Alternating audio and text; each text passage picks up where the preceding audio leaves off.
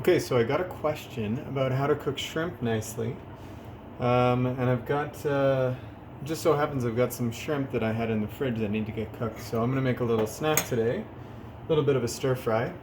Um, in this shrimp, I've used an oil-based marinade. So there's ginger, there's garlic, there's a little bit of spice, there's obviously shrimp, and a little bit of canola oil. You could certainly use sesame oil or another flavored oil in there if you wanted to.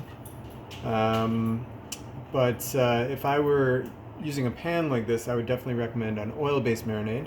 If you're grilling using a barbecue, not so important. Just like when we start cooking any kind of fish in a pan, if you're using something like this and it's a little bit wet, there's a lot of moisture in there from maybe the thawing process, I would drain that before it goes into the pan. You're going to get a lot of spitting and sputtering and potentially hurt yourself if there's a lot of water in there. So I'm going to throw these in.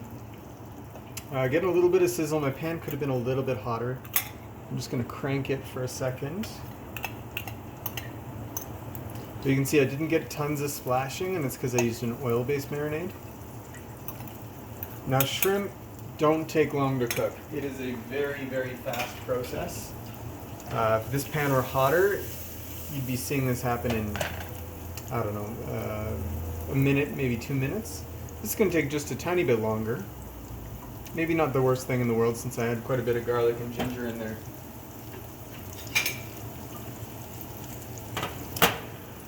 When you cook shrimp, you are worried about bacteria the same as any other raw meats products.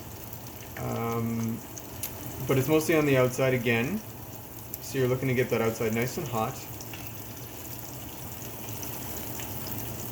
And you can see already, I hope this is really easy to see in the video, but the outsides have turned from that opaque sort of translucentness. I'll pick one up so you can see it. That one's sort of opaque and translucent. And this one here, which has only been in the pan for a minute, is already turning sort of a white and a little less translucent. So I'm flipping these around. And generally, when shrimp is done, you can look for a curl on it. So the tails will start to curl up a little bit. If they're getting into really tight curls, you know that you might have overcooked your shrimp a little bit. Now these are starting to curl, you can already see that. So these are not far away. I'm also going to anticipate a little bit of carryover cooking. So in a second I'm going to take these out of the pan while I do my stir fry, and they're going to keep cooking for a minute even while they're hanging out on the plate.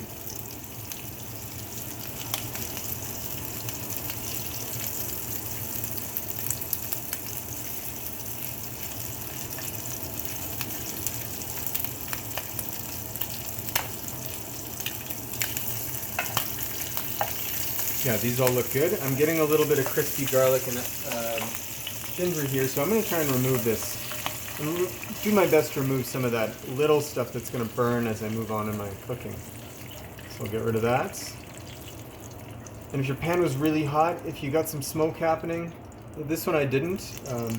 I had it on about just over medium heat, and the oil looks good. But if it was smoking, at this point you might want to think about wiping it out in some fresh oil. Because mine's good, I'm going to keep going, and I'm going to start my vegetables.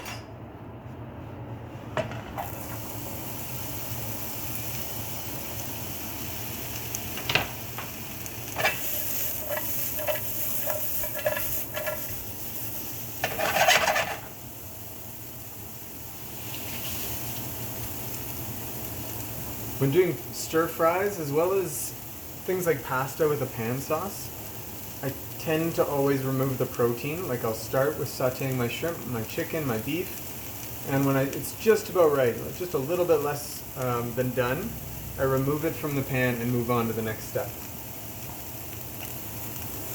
So I'm sauteing vegetables in this case, but it could be maybe an Alfredo sauce where I'm sauteing garlic and onion, adding a little bit of whipping cream or white wine and reducing that until it turns into a sauce. Adding my pasta, flipping it, maybe some spinach, and then throwing the shrimp back in at the last minute. That way you make sure you don't overcook your proteins.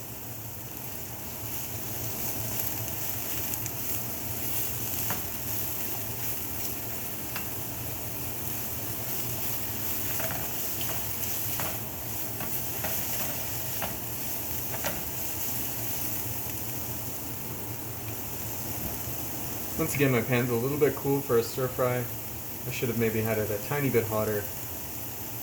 And I could have started with my carrots. That would have made life a little simpler, but these are all fairly similar. I'm going to steam them in just a minute so that they stay nice and bright and so that the carrots soften up just a little bit.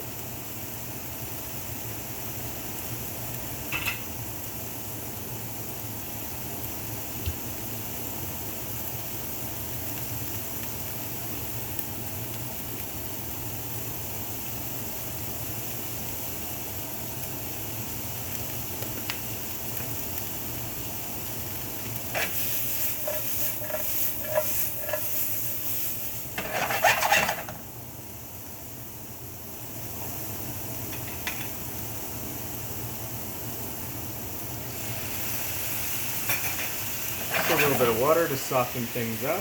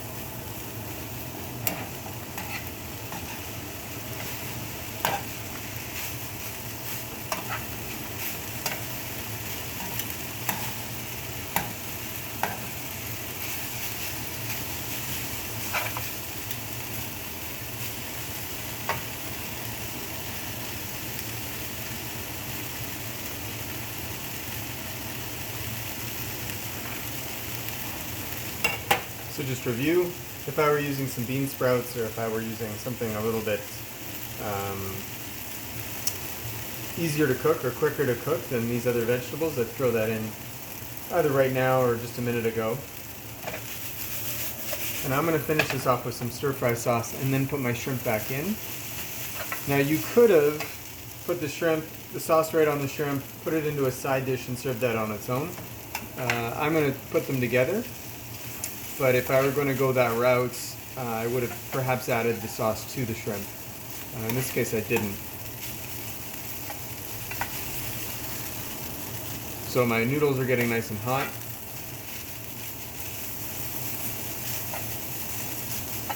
Looks pretty good. If you happen to be using rice noodles, I've been kind of stirring these aggressively. I've been kind of hard on them a little bit. You got to be really careful with them because they will turn to confetti if you flip them too much in a pan. So I'd have a nice hot pan, noodles in, and then maybe less implements and a little bit more of this so that you don't break up those rice noodles. So I'm going to throw my shrimp back in. While I'm at it, maybe I'm going to throw a little bit of that toasted garlic and ginger because that stuff's going to be nice and tasty. I'll leave the grease behind.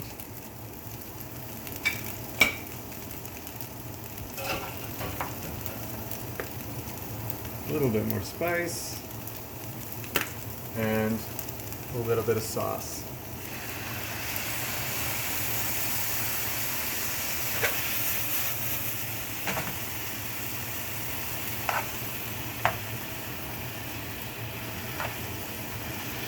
Might have been a little too much noodle for one portion.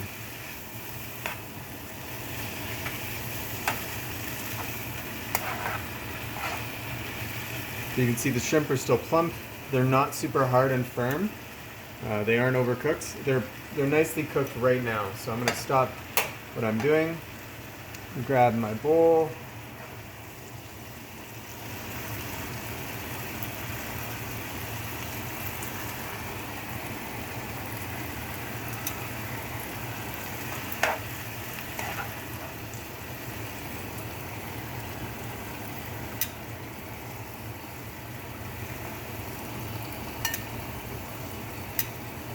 I just made a big mess of my plate.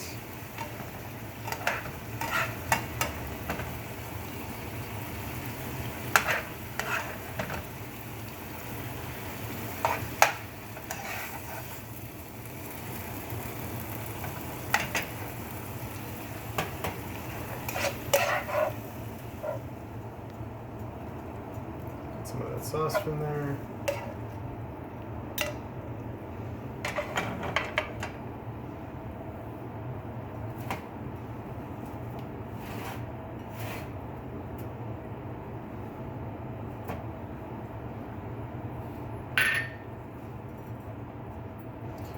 And there we go.